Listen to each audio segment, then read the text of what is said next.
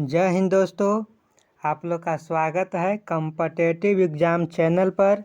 आज हम लोग पढ़ेंगे बिहार पुलिस के सेट देखेंगे। इसमें पहला सेट से देखेंगे हम कम से कम 15 सेट करवाएंगे बिहार पुलिस का बायोलॉजी का।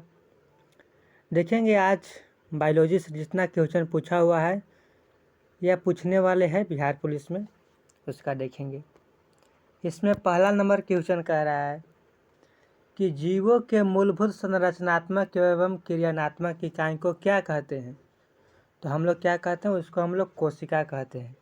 आप लोग 4 गो ऑप्शन पढ़ लीजिएगा, हम खाली आंसर बताएंगे, ठीक है। क्या चीज कहते हैं, कोशिका कहते हैं, ठीक है। दूसरा नंबर क्वेश्चन कह रहा है, दूसरा नंबर कि कोशिका का अध्ययन को क्या कहते हैं। तो कोशिका को अध्ययन को साइटोलॉजी कहा जाता है, ठीक है। तीसरा नंबर क्वेश्चन है, देखिएगा तीसरा नंबर देखेंगे। तीसरा नंबर इसमें कह रहा है कि कोशिका विज्ञान के जनक कहे जाते हैं। तो कोशिका विज्ञान माने कि जनक कौन है कोशिका विज्ञान का, तो कौन है, तो रॉबर्ट हुक है। कौन है, रॉबर्ट हुक है। 4 नंबर क्वेश्चन कह रहा है कि सभी सजीव ... बने होते हैं। तो सभी सजीव कोशिका के बने होते हैं, ठीक है। अब देखेंगे हम लोग 5 नंबर क्वेश्चन। इसमें क्या कह रहा है, तो 5 नंबर क्वेश्चन कह रहा है कि कोशिका की खोज किसने की थी। तो कोशिका की खोज किसने की थी, तो रॉबर्ट हुक ने की थी। कब किया था, तो 1665 ईस्वी में किया था, ठीक है, 1665 ईस्वी में, ठीक है। लेकिन मृत कोशिका की खोज किया था, किस कोशिका की, मृत कोशिका की खोज किया था, ठीक है। अब देखेंगे हम लोग 6ठा नंबर क्वेश्चन। इसमें क्या कह रहा है, इसमें कह रहा है कि रॉबर्ट हुक ने कोशिका की खोज कब की थी। अभी हम बताए हैं कि 1665 ईस्वी में की थी, तो 1665 ईस्वी में। ऑप्शन नंबर हो जाएगा डी। अब देखेंगे हम लोग 7वां नंबर क्वेश्चन। इसमें कह रहा है कि रॉबर्ट हुक ने कोशिका का सबसे पहले किसमें देखा था। तो सबसे पहले किसमें देखा था, तो कॉर्क में देखा था। किसमें, कॉर्क में देखा था, ठीक है। अब देखेंगे हम लोग 8वां नंबर क्वेश्चन। इसमें क्या कह रहा है, इसमें क्वेश्चन कह रहा है 8वां नंबर कि कोशिका एक लैटिन शब्द से बना है जिसका अर्थ क्या होता है, जिसका अर्थ क्या होता है। तो अर्थ होता है छोटा कैमरा। क्या होता है, छोटा कैमरा, ठीक है। काहे कि जो कोशिका होती है छोटे छोटे होते हैं, ठीक है। अब देखेंगे हम लोग 9 नंबर क्वेश्चन। इसमें कह रहा है कि माइक्रोग्राफिया पुस्तक के लेखक कौन है, ठीक है। माइक्रोग्राफिया पुस्तक के लेखक कौन थे, ठीक है। तो वह कौन है, तो रॉबर्ट हुक है, ठीक है। अब देखेंगे हम लोग 10वां नंबर क्वेश्चन। इसमें कह रहा है कि एक जीवित कोशिका की खोज किसने की थी। तो जीवित कोशिका की खोज किसने की थी, तो लीवेनहॉक ने की थी। और मृत कोशिका की खोज अगर पूछेगा तो किसने की थी, तो रॉबर्ट हुक ने की थी। मृत कोशिका की खोज रॉबर्ट हुक ने की थी। और अगर पूछेगा केंद्रक की खोज किसने की थी, तो केंद्रक की खोज याद रखना रॉबर्ट ब्राउन ने किया था, ठीक है। अब देखेंगे हम लोग 11 नंबर क्वेश्चन। ये क्वेश्चन देखिएगा किसी न किसी एग्जाम में पूछा हुआ है, बिहार पुलिस में ही पूछा हुआ क्वेश्चन है। इससे पहले आप लोग चैनल को सब्सक्राइब कर लें और दोस्तों तक शेयर कर दें। 11 नंबर क्वेश्चन कह रहा है कि कोशिका सिद्धांत किसने दिया था। तो कोशिका सिद्धांत किसने दिया था, आप लोग को पता है तो कमेंट में लिखिएगा। तो किसने दिया था, सिल्डन और श्याम ने। किसने, सिल्डन और श्याम ने, ठीक है। ऑप्शन नंबर ए हो जाएगा। 12 नंबर क्वेश्चन कह रहा है कि कोशिका में जीव द्रव की खोज किसने की थी। तो किसने की थी, पुरकिंजे ने की थी। किसने, पुरकिंजे ने की थी, ठीक है। अब देखेंगे हम लोग अगला नंबर क्वेश्चन 13 नंबर क्वेश्चन। इसमें कह रहा है कि किसने कहा कि कोशिका विभाजित होती है और नई कोशिका का निर्माण पूर्व स्थिति में कोशिका का विभाजन से होता है। यह किसने कहा था, तो किसने कहा था, तो रोडोल्फ विर्चो ने कहा था, ठीक है। अब देखेंगे हम लोग 14 नंबर क्वेश्चन। इसमें कह रहा है कि ओमनिस सेलुआ किसने कहा था। माने ओमनिस सेलुआ किसने कहा था। तो वह किसने कहा था, तो कहा था रोडोल्फ विर्चो ने, ठीक है। अब देखेंगे हम लोग 15 नंबर क्वेश्चन। 15 नंबर क्वेश्चन क्या कह रहा है, 15 नंबर क्वेश्चन कह रहा है कि जंतु कोशिका बाह्य आवरण होती है। मैंने जंतु कोशिका के जो बाहरी का आवरण होता है, जो बाहरी आवरण किसकी कोशिका की बनी होती है, यही पूछ रहा है। तो बाहरी आवरण किसकी होती है? तो कोशिका झिल्ली की होती है। किसकी? कोशिका झिल्ली की। ठीक है। अब देखेंगे हम लोग 16 नंबर क्वेश्चन। इसमें कह रहा है कि पादप कोशिका बाह्य आवरण है। माने पादप कोशिका माने बाह्य आवरण किस में होता है, यही पूछ रहा है। पादप कोशिका में तो किसकी बनी होती है? तो वह कोशिका भित्ति की बनी होती है। ठीक है। अब देखेंगे हम लोग 17 नंबर क्वेश्चन। 17 नंबर क्वेश्चन में क्या कह रहा है? इसमें कह रहा है कि डॉट डॉट पादप कोशिका में होती है लेकिन जंतु कोशिका में नहीं होती है। माने कि वह कौन सा झिल्ली है या भित्ति है, माने कौन सा कोशिका है जिसमें पादप में होती है लेकिन जंतु में नहीं होती है? तो कौन सा है? तो कोशिका भित्ति है। याद रखिए, कोशिका भित्ति केवल पादप में होता है। पादप का मतलब होता है जीव जंतु। पादप कोशिका का मतलब होता है पेड़ पौधे। सॉरी, पादप का मतलब होता है पेड़ पौधा। क्या चीज? पेड़ पौधा। पेड़ हो गया, उसमें पौधा, इसमें जितना आता है वह पादप कोशिका में आता है। ठीक है। तो इसका कौन सा आंसर हो जाएगा? तो कोशिका भित्ति हो जाएगा। ठीक है। अब देखेंगे हम लोग 18 नंबर क्वेश्चन। इसमें कह रहा है कि जीव द्रव में सबसे अधिक मात्रा में क्या पाया जाता है? माने जीव द्रव में अधिक क्या पाया जाता है, यही पूछ रहा है। तो कौन सा प्रोटीन पाया जाता है, कि जल पाया जाता है, कि लिपिड पाया जाता है, कि कार्बन अम्ल पाया जाता है? तो क्या पाया जाता है? तो जीव द्रव में जल पाया जाता है। ठीक है। याद रखने का, जीव द्रव, द्रव पूछा तो क्या होगा? जल होगा। ठीक है। अब देखेंगे हम लोग 19 नंबर क्वेश्चन। इसमें कह रहा है कि प्रोकैरियोटिक कोशिका में उपस्थित होता है। माने कि जो प्रोकैरियोटिक कोशिका होती है उसमें क्या उपस्थित होता है? तो हम लोग सब जानते हैं कि प्रोकैरियोटिक कोशिका में राइबोसोम स्थित होता है। ये भी जानते हैं कि राइबोसोम 2 गो होता है, 80S राइबोसोम, 70S और 80S राइबोसोम होता है। ठीक है।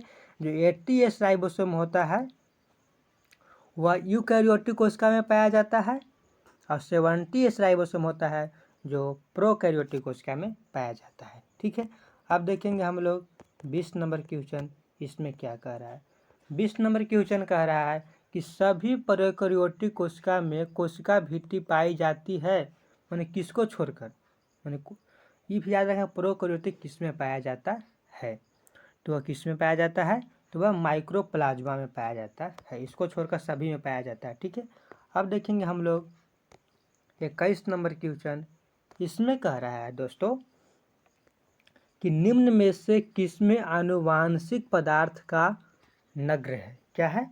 नग्र है। अनुवांशिक माने है। ठीक है। तो कौन सा हो जाएगा? तो जीवाणु कोशिका। कौन सा कोशिका? जीवाणु कोशिका हो जाएगा। 22 नंबर क्वेश्चन कह रहा है कि निम्न में से कौन सा प्रोकैरियोटिक कोशिका का उदाहरण नहीं है? प्रोकैरियोटिक कोशिका का उदाहरण नहीं है। माने किसमें प्रोकैरियोटिक कोशिका नहीं पाया जाता है?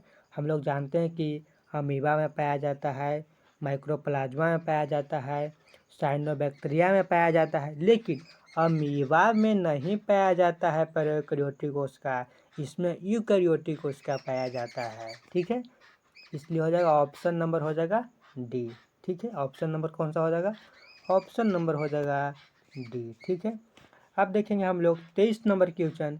इसमें कह रहा है कि यूकैरियोटिक कोशिका पाई जाती है। माने कि यूकैरियोटिक कोशिका किस में पाई जाती है? पादप में पाई जाती है, कि जंतु में पाया जाता है, कि प्रोसिस्ट में पाया जाता है? तो किस में पाया जाता है? तो यूकैरियोटिक कोशिका तो सब में पाया जाता है। पादप में पाया जाता है, जंतु में भी पाया जाता है और प्रोटिस्ट में भी पाया जाता है।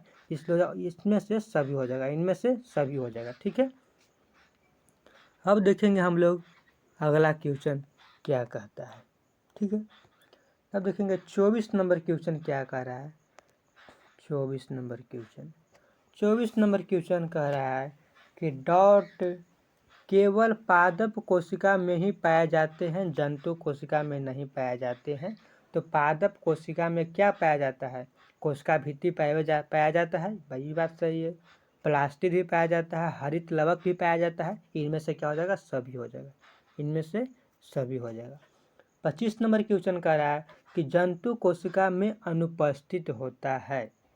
मन कि हम लोग में क्या चीज अनुपस्थित होता है, देखिए अनुपस्थित होता है माइटोकॉन्ड्रिया में हम में उपस्थित होता है ना जी। लाइसोसोम भी हम लोग में होता है जिसमें पाचन में सहायता करता है, और गोल्जी काय भी होता है जिसमें पदार्थों का परिवहन, लेकिन प्लास्टिड नहीं होता है। क्या नहीं होता है? प्लास्टिड। यह किस में होता है? यह पेड़ पौधे में होता है। ठीक है, अब देखेंगे हम लोग 26 नंबर क्वेश्चन। 26 नंबर क्वेश्चन क्या कह रहा है? इसमें कह रहा है 26 नंबर में कि कोशिका भित्ति अनुपस्थित होती है किसमें? पादप में कि कवक में कि जीवाणु में कि जंतु में? किस में होती है? तो जंतु में होती है कोशिका भित्ति। कोशिका भित्ति याद रखें कि जंतु में नहीं पाया जाता है। कोशिका भित्ति केवल पादप में पाया जाता है, जीवाणु में पाया जाता है, कवक में पाया जाता है, लेकिन जंतु में कोशिका भित्ति नहीं पाया जाता है। ठीक है, यानी कि अनुपस्थिति होता है। ठीक है, अनुपस्थित होता है। ठीक है, अब देखेंगे हम लोग 27 नंबर क्वेश्चन। इसमें कह रहा है कि कोशिका भित्ति को सबसे पहले किसने देखा था? एक तरह से पूछ रहा है कि कोशिका भित्ति की खोज किसने किया था, पहले सबसे पहले किसने देखा था। ठीक है, तो सबसे पहले रॉबर्ट हुक ने देखा था कोशिका भित्ति का। ठीक है, अब देखेंगे हम लोग अगला क्वेश्चन 28 नंबर। इसमें क्या कह रहा है? इससे हम लोग कलर पर चेंज कर लेते हैं। 28 नंबर क्वेश्चन कह रहा है कि शैवालों की कोशिका भित्ति मुख्य रूप से किसकी बनी होती है? जो शैवाल होता है उसकी कोशिका जो भित्ति होती है वो किसकी बनी होती है? ठीक है, तो हम लोग सब जानते हैं कि शैवालों की कोशिका भित्ति सेलुलोज की बनी होती है। अब देखेंगे 29 नंबर क्वेश्चन। इसमें कह रहा है कि पादप में कोशिका भित्ति में पाई जाती है। पादप में कोशिका भित्ति पाई जाती है। ठीक है, तो इसमें से कौन सा हो जाएगा? सेलुलोज हो जाएगा कि हिमे सेलुलोज हो जाएगा कि पेक्टिन हो जाएगा कि इनमें से सभी हो जाएगा? ठीक है, तो इनमें से क्या हो जाएगा? सभी हो जाएगा। ठीक है, आप लोग चाहते हैं कि बिहार पुलिस का सेट प्रैक्टिस करें तो आप लोग इस चैनल से ज्वाइन कर लें। बिहार पुलिस का अभी सेट चल रहा है। ठीक है, अब देखेंगे हम लोग सब्जेक्ट वाइज सब्जेक्ट सेट चल रहा है। ठीक है, अब देखेंगे 31 नंबर क्वेश्चन। इसमें कह रहा है कि कोशिका झिल्ली मुख्यतः बनी होती है किसकी? कोशिका झिल्ली किसकी बनी होती है? तो प्रोटीन और लिपिड की बनी होती है कोशिका झिल्ली। ठीक है, अब देखेंगे 32 नंबर क्वेश्चन। इसमें कह रहा है कि इनमें से कौन सा वर्तनात्मक प्रागरम झिल्ली है? तो वह कौन सा है? तो वह कोशिका झिल्ली है। ठीक है, ये देखिए किसी न किसी एग्जाम में पूछा हुआ क्वेश्चन है, बिहार पुलिस में क्वेश्चन आने की संभावना है। ठीक है, अब देखेंगे हम लोग 33 नंबर क्वेश्चन। इसमें कह रहा है, इसमें खाली स्थान दे दिया। इसमें कह रहा है कि प्रक्रिया के द्वारा पदार्थों में कोशिका झिल्ली के आर पार आ जाते हैं। माने किस क्रिया के द्वारा कोशिका झिल्ली आर पार आ जाते हैं? तो किसके द्वारा? विसरण द्वारा आबे करता है, परासरण द्वारा आबे करता है, तो उपयुक्त इनमें से दोनों हो जाएगा। ठीक है, अब देखेंगे हम लोग 34 नंबर क्वेश्चन। इसमें कह रहा है कि जल के अणु की गति तथा वर्तनात्मक प्रागरम झिल्ली से हो तो उसे हम लोग क्या कहते हैं? उसे हम लोग परासरण कहते हैं। क्या कहते हैं? उसे हम लोग परासरण कहते हैं। ऑप्शन नंबर बी हो जाएगा। ठीक है, अब देखेंगे हम लोग 35 नंबर क्वेश्चन। इसमें देखेंगे 35 नंबर क्वेश्चन। इससे पहले हम कलर के चेंज कर लेते हैं। 35 नंबर क्वेश्चन कह रहा है कि प्लाज्मा झिल्ली की रचना को केवल खाली स्थान से देख सकते हैं। तो मैंने प्लाज्मा झिल्ली होती है, मैंने खाली स्थान रहेगा तो उसको हम कौची से देख सकते हैं? तो उसको हम लोग देख सकते हैं इलेक्ट्रॉन सूक्ष्मदर्शी से। ठीक है, इलेक्ट्रॉन सूक्ष्मदर्शी से। अब है 36 नंबर क्वेश्चन। इसमें कह रहा है कि जीव द्रव किसका सम्मिलित रूप है? जीव द्रव किसका सम्मिलित रूप है? तो किसका है? कोशिका द्रव और केंद्रक का। किसका? कोशिका द्रव और केंद्रक का। ऑप्शन नंबर हो जाएगा सी। ठीक है, अब देखेंगे हम लोग 27 नंबर क्वेश्चन। इसमें क्या कह रहा है? 37 नंबर क्वेश्चन। 37 नंबर क्वेश्चन कह रहा है कि माइटोकॉन्ड्रिया की खोज किसने की थी? माइटोकॉन्ड्रिया की खोज किसने की थी? आप लोग कमेंट में बताइए किसने की थी। तो किसने की थी? कोलिकर ने की थी। किसने? कोलिकर ने की थी। ठीक है। अब देखेंगे 38 नंबर क्वेश्चन। इसमें कह रहा है कि माइटोकॉन्ड्रिया का नाम किसने दिया था? तो किसने दिया था? अल्टमैन ने दिया था। किसने? अल्टमैन ने दिया था। ठीक है। अब देखेंगे 39 नंबर क्वेश्चन। इसमें कह रहा है कि केब्रचक की घटना कहाँ पर पाई जाती है? तो माइटोकॉन्ड्रिया में पाई जाती है केब्रचक की घटना। पूछा है कि माइटोकॉन्ड्रिया की खोज किसने किया था? तो कलेकर ने किया था। इसका माइटोकॉन्ड्रिया का नाम किसने दिया था? तो अल्टमैन ने दिया था। ये भी याद रखिएगा, ये भी याद रखिएगा। देखिएगा, रुकिएगा, ये भी याद रखिएगा कि माइटोकॉन्ड्रिया में एटीपी बनता है, ग्लूकोज बनता है, यहाँ पदार्थों का परिवहन भी होता है, मैंने श्वसन का। ठीक है। अब देखेंगे हम लोग 40 नंबर क्वेश्चन। 40 नंबर क्वेश्चन कह रहा है कि निम्न अभिक्रिया में होती है पायरुवेट पल बराबर, पायरुवेट से मैंने क्या बन सकता है? जल प्लस कार्बन डाइऑक्साइड प्लस ऊर्जा, मैंने कि किस में बनता है? ठीक है। तो किस में बनता है? तो माइटोकॉन्ड्रिया में बनता है। ठीक है। अब देखेंगे 41 नंबर क्वेश्चन। इसमें कह रहा है कि कोशिका का शक्ति गृह किसे कहा जाता है? तो कोशिका का शक्ति गृह अभी हम बताए हैं कि माइटोकॉन्ड्रिया को कहा जाता है। ठीक है। अब देखेंगे हम लोग 42 नंबर क्वेश्चन। 42 नंबर क्वेश्चन क्या कह रहा है?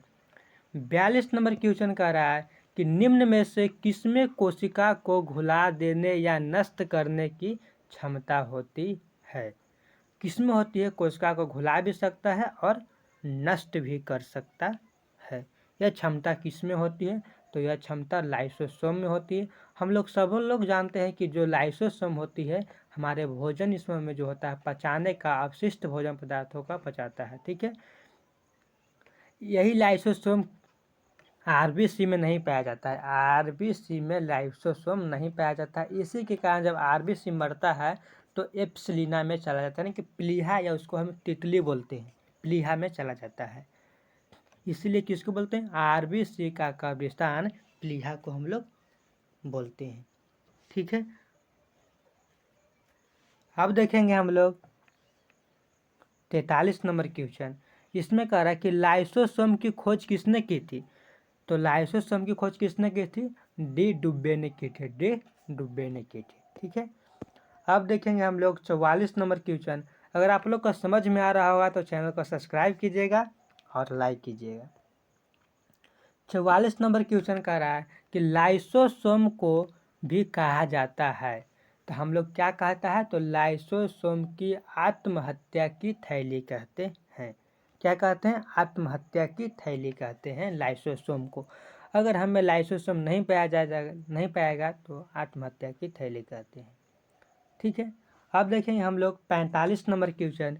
इसमें कह रहा है कि निम्न में से कौन रंगहीन लवक है? मन कि रंगहीन लवक है। रंगहीन का मतलब होता है कि उसमें रंग नहीं है। ठीक है। तो उसमें से कौन सा हो जाएगा? आप लोग बताओ, कमेंट कीजिएगा। तो क्या हो जाएगा? ल्यूकोप्लास्ट। क्या हो जाएगा? ल्यूकोप्लास्ट हो जाएगा। ठीक है। अब देखेंगे हम लोग अगला question 46 number question. 46 number question कह रहा है कि जिस क्रोमोप्लास्ट में क्लोरोफिल का वर्णक है उसे हम लोग क्या कहते हैं? तो उसे हम लोग क्या कहते हैं? कमेंट कीजिए। आप लोग ऑप्शन पढ़ के लाइकोपिन कहते हैं कि क्लोरोप्लास्ट कहते हैं कि बायोब्लास्ट कहते हैं कि इनमें से कोई नहीं। तो उसे हम लोग क्या कहते हैं? क्लोरोप्लास्ट कहते हैं। ठीक है। क्लोरोप्लास्ट कहते हैं। यह भी याद रखिएगा कि क्लोरोफिल के कारण, किसके कारण? देखिएगा, क्लोरोफिल के कारण पत्ता का जो रंग होता है वह हरा होता है। कौन सा रंग होता है? हरा होता है। ठीक है। अब देखेंगे हम लोग अगला क्वेश्चन 47 नंबर। इसमें कह रहा है कि कोशिका का रसोई घर किसे कहा जाता है? तो कोशिका का रसोई घर किसे कहा जाता है?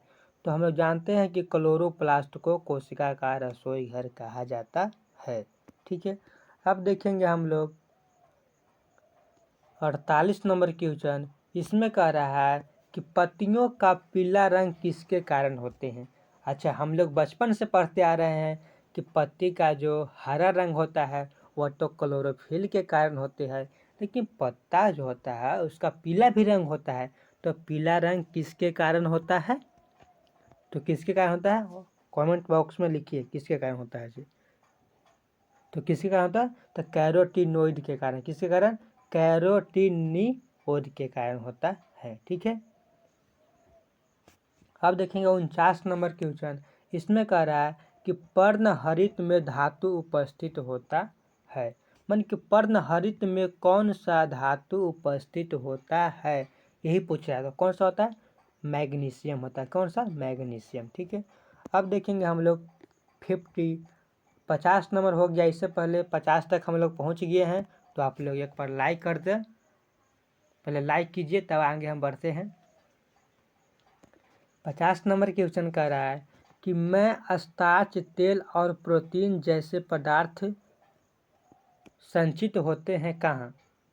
माने स्टार्च, तेल, प्रोटीन जैसे पदार्थ कहाँ संचित होते हैं? मन मुख्य रूप से कहाँ संचित होते हैं, यही पूछ रहा था। कहाँ होते हैं? तो हम सब जानते हैं कि ल्यूकोप्लास्ट में होता है। ठीक है, अब देखेंगे 51 नंबर क्वेश्चन। इसमें कह रहा है कि राइबोसोम के संदर्भ में कौन सा असत्य है, माने कि कौन सा कथन गलत है। ठीक है, तो हम लोग देखते हैं कि इसकी खोज पैलेंड ने की थी। यह भी बात सही कि राइबोसोम की खोज पैलेंड ने की थी। यह प्रोटीन और आरएनए से बना होता है, यह भी बात सही है। यह केंद्रिका में बनता है, यह भी बात सही है। और डी नंबर क्वेश्चन कह रहा है कि इसे संयुक्त सूक्ष्मदर्शी में भी देखा जा सकता है, नहीं, यही गलत है। यही क्या है? गलत है। तो ऑप्शन नंबर डी हो जाएगा। ठीक है, अब देखेंगे हम लोग 52 नंबर क्वेश्चन। इसमें क्या कह रहा है? तो 52 नंबर क्वेश्चन कह रहा है कि राइबोसोम में भी पाया जाता है। मान कि राइबोसोम में खाली स्थान यहाँ पर आपको भरना है कि क्या पाया जाता है। तो राइबोसोम में क्या पाया जाता है, कमेंट करके बताइए। तो राइबोसोम में क्या पाया जाता है? प्रोटीन पाया जाता है, कोशिका के अंदर कोशिकांग पाया जाता है, पैलोडो कण पाया जाता है। इनमें से सभी हो जाएगा। क्या हो जाएगा? इनमें से सभी हो जाएगा। ठीक है, अब देखेंगे हम लोग 53 नंबर क्वेश्चन। 53 नंबर क्वेश्चन क्या कह रहा है?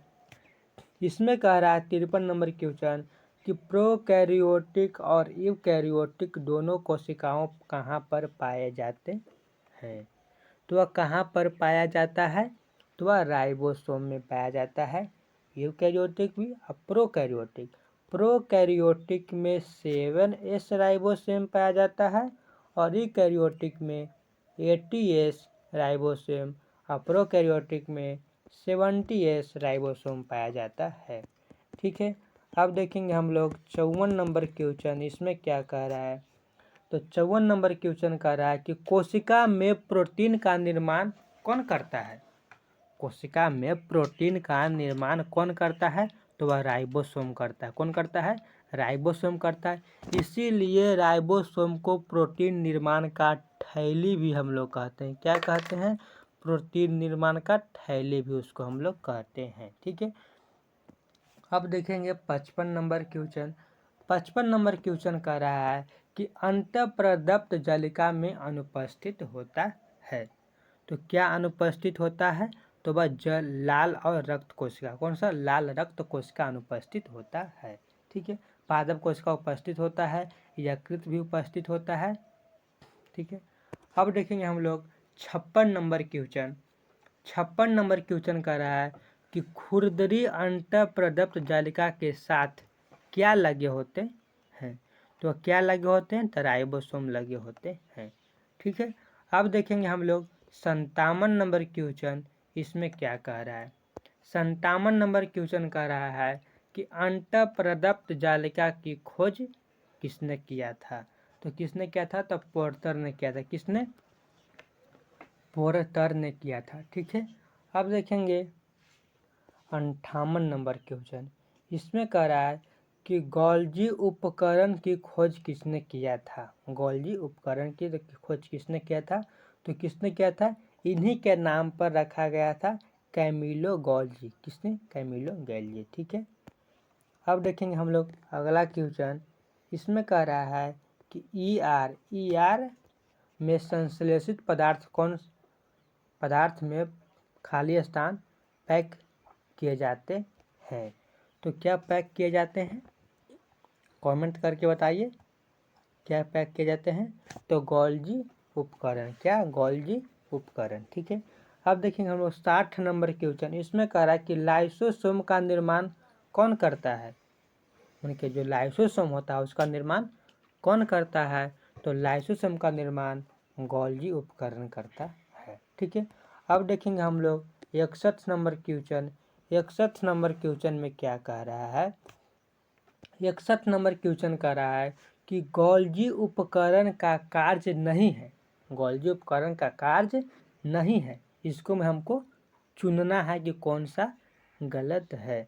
तो इसमें होता है कि राइबोसोम का निर्माण करना, राइबोसोम का निर्माण गोल्जी उपकरण में नहीं होता है, हम लोग सब भी जानते हैं, ठीक है।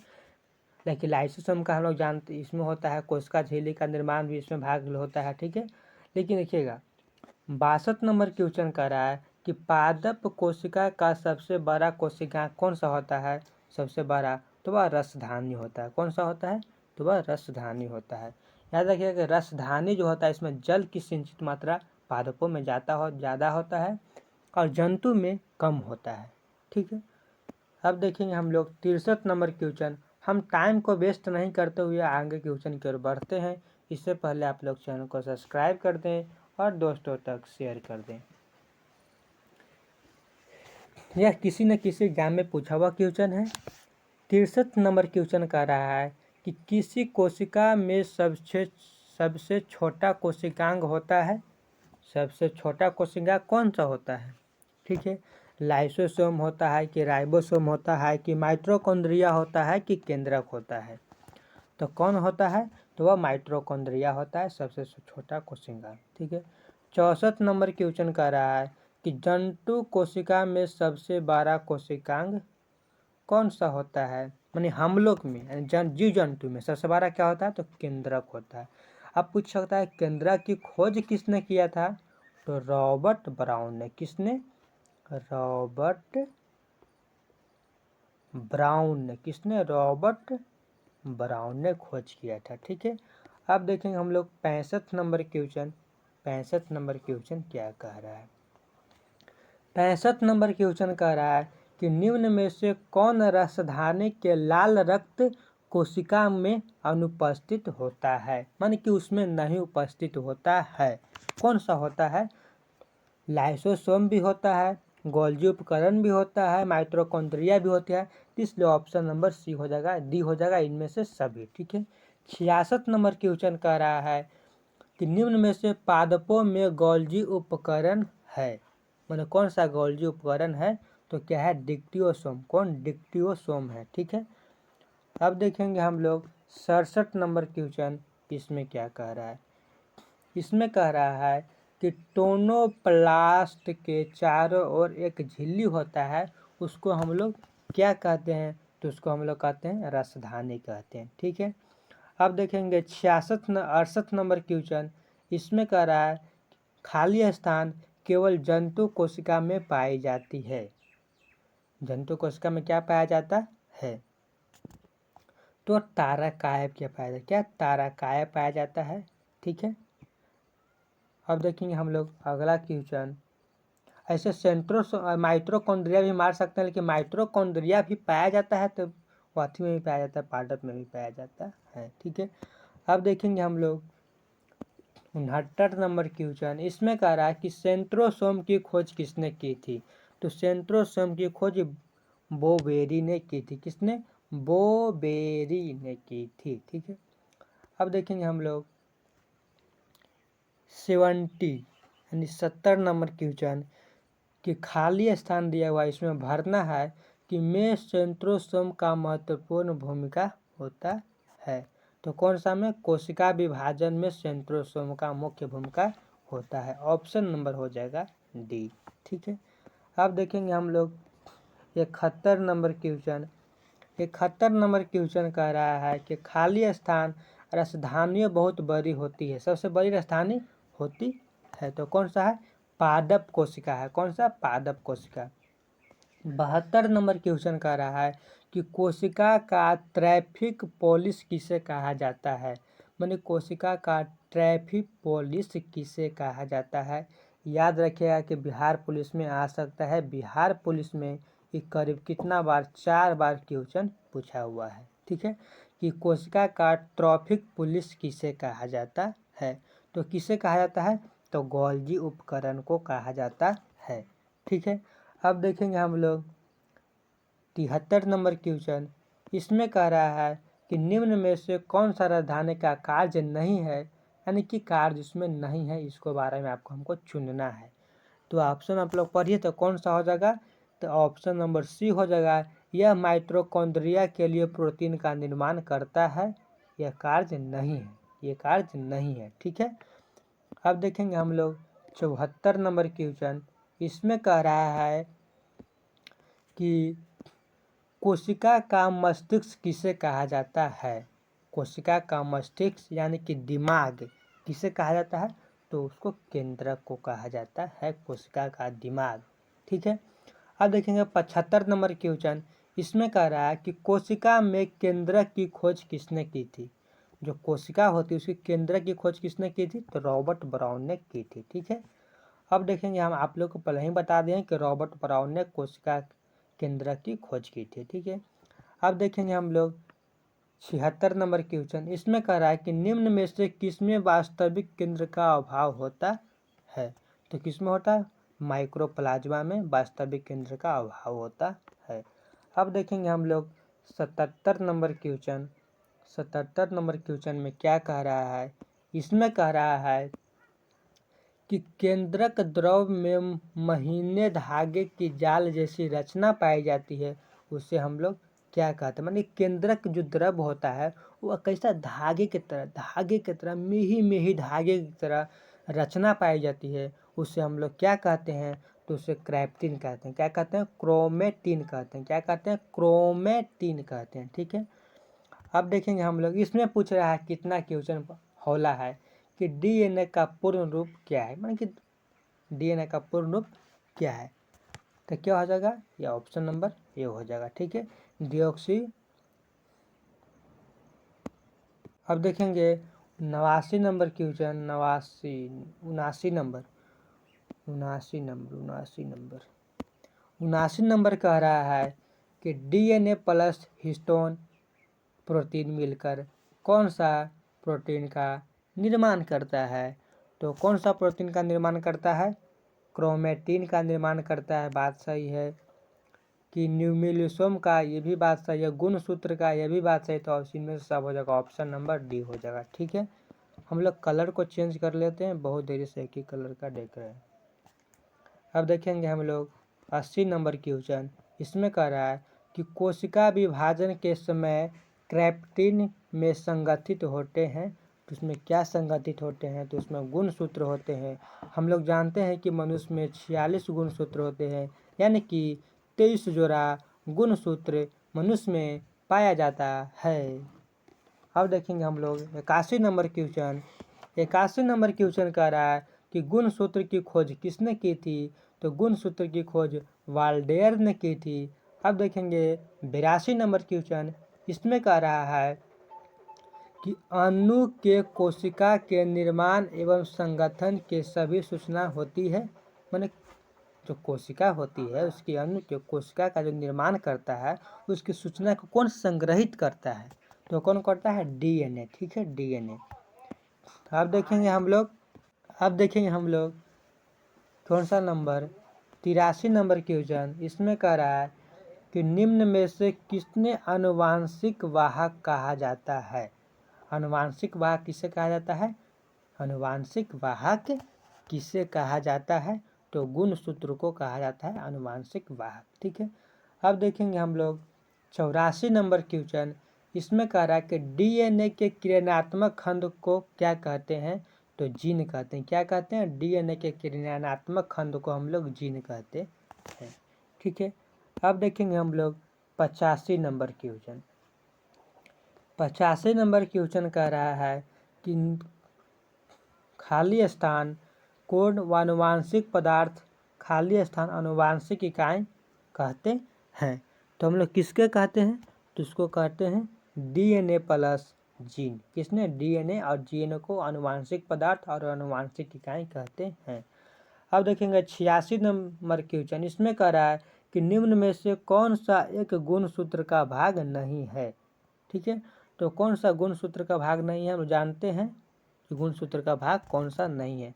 सेंट्रोमियर तो ऊपर की कोई ऊपर वाला जो होता है गुणसूत्र उसको कहते हैं। क्रोमेडेट को बीच वाला को, सेंट्रोमोर को नीचे वाला को, लेकिन सेंट्रोसोम ये हो जाएगा ऑप्शन नंबर डी हो जाएगा। ठीक है, अब देखेंगे हम लोग अगला क्वेश्चन 87 नंबर क्वेश्चन। इसमें क्या कह रहा है? 87 नंबर क्वेश्चन कह रहा है कि गुणसूत्र में क्रोमेटियस अर्ध गुणसूत्र जिस बिंदु पर संलग्न होते हैं उसे हम लोग क्या कहते हैं? तो उसे हम लोग क्या कहते हैं? तो उसे सेंट्रोमियर कहते हैं। अब देखेंगे 88 नंबर क्वेश्चन। इसमें कह रहा है कि साइटोकाइनेसिस का अर्थ क्या होता है? साइटोकाइनेसिस का अर्थ क्या होता है? तो कोशिका द्रव का विभाजन होता है। क्या होता है? कोशिका द्रव का विभाजन होता है। ठीक है, अब देखेंगे दोस्तों अगला नंबर क्वेश्चन, यानी कि 89 नंबर क्वेश्चन। अब हम लोग पहुंच गए हैं धीरे धीरे 100 नंबर पर। देखेंगे 89 नंबर क्वेश्चन कह रहा है कि कैरियोकाइनेसिस का अर्थ क्या होता है? तो उसका अर्थ क्या होता है? तो उसका होता है केंद्रक का विभाजन करना। ठीक है, देखेंगे 90 नंबर क्वेश्चन। इसमें कह रहा है कि खाली स्थान में से एक कोशिका विभाजित होकर दो संतृप्त कोशिका का निर्माण करता है, वह कौन सा है?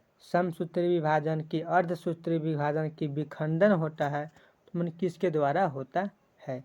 तो किसके? समसूत्री विभाजन के द्वारा होता है। ठीक है, अब देखेंगे हम लोग 91 नंबर क्वेश्चन। 91 नंबर क्वेश्चन कह रहा है कि खाली स्थान में से एक कोशिका विभाजित होकर 4 संतृप्त कोशिका का निर्माण करता है, उसे हम लोग क्या कहते हैं? तो उसे कहते हैं अर्धसूत्री कोशिका विभाजन। जब दो गो संतृप्त का निर्माण करेगा तो उसे समसूत्री कहेंगे। ठीक है, 92 कह रहा है कि खाली स्थान कि बनाने वाले कोशिका को छोड़कर हमारे शरीर में सभी कोशिका समसूत्री विभाजन करते हैं, उन्हें कौन सा है? तो कौन सा है? अंडा भी है और शुक्राणु भी है, शुक्राणु और अंडाणु। ठीक है, अब देखेंगे हम लोग 93 नंबर क्वेश्चन। 93 नंबर क्वेश्चन कह रहा है कि एक कोशिका जिसमें गुणसूत्र की संख्या 2n है, तो समसूत्री विभाजन के बाद गुणसूत्र की संख्या कितनी हो जाएगी? तो 2n है, तो कौन सा 2n होगा समसूत्री विभाजन में? और 94 में कह रहा है कि मानव के लिए 46 गुणसूत्र होते हैं। मैंने शुक्राणु में होते हैं कि अंडाणु में कि युग्मनज में, कि इनमें से सभी में होता है? तो कौन सा? युग्मनज में होता है। किसमें? युग्मनज में। ठीक है, अब देखेंगे हम लोग 95 नंबर क्वेश्चन। 95 नंबर क्वेश्चन कह रहा है कि निम्न में से कौन समसूत्री विभाजन का एक चरण नहीं है? एक सा चरण नहीं है, तो कौन सा है? तो डिप्लोटीन है। कौन सा? डिप्लोटीन है। ठीक है, अब देखेंगे 96 नंबर क्वेश्चन। इसमें खाली स्थान इसमें भरना है कि समसूत्री कोशिका विभाजन का अंतिम चरण कौन सा होता है? तो अंतिम चरण कौन सा होता है? टेलोफेज होता है। कौन सा? टेलोफेज होता है। ये भी याद रखिए कि समसूत्री कोशिका विभाजन में 5 फेरों में होता है। किसमें? 5 चरण में होता है। ठीक है, अब देखेंगे हम लोग 97 नंबर क्वेश्चन। 97 नंबर क्वेश्चन क्या कह रहा है कि कोशिका के समसूत्री विभाजन में केंद्रक झिल्ली और कोशिकांग गायब हो जाते हैं। मैंने कहाँ से गायब हो जाते हैं? तो सब टेलोफेज से। कहाँ से? टेलोफेज से गायब हो जाता है। सबसे अंतिम स्थिति में होते हैं टेलोफेज। ठीक है, अब देखेंगे हम लोग 98 नंबर क्वेश्चन। 98 नंबर क्वेश्चन क्या कह रहा है? इसमें कह रहा है कि समसूत्री विभाजन के किस चरण में गुणसूत्र मध्य रेखा पर स्थित होता है? तो मध्य रेखा पर स्थित होता है मेटोफेज में। ठीक है, अब देखेंगे 99 नंबर क्वेश्चन। इसमें कह रहा है कि समसूत्री विभाजन के किस चरण में गुणसूत्र की संख्या दोगुनी हो जाती है? तो किस में हो जाती है? तो एनाफेज में होता है। किस में? एनाफेज में होता है। ठीक है, अब देखेंगे हम लोग 100 नंबर क्वेश्चन। 100 नंबर तक आज हम लोग देखेंगे। ठीक है, 100 नंबर कह रहा है क्वेश्चन कि कोशिका के समसूत्री विभाजन में केंद्रक झिल्ली और कोशिकांग पुनः प्रकट हो जाते हैं। तो कहाँ पर पुनः प्रकट हो जाते हैं? तो टेलोफेज में हो जाते हैं। आज तक यहीं तक रहने देते हैं, 100 नंबर तक कल अगला से देखेंगे। तब तक के लिए आप लोग को जय हिंद। आप लोग दोस्तों तक शेयर कर दें। यह बिहार पुलिस का क्वेश्चन पूछा हुआ और संभावित प्रश्न था। ठीक है, तब तक के लिए जय हिंद। अगले वीडियो में, नेक्स्ट वीडियो में कल मिलेंगे। सबको जय हिंद।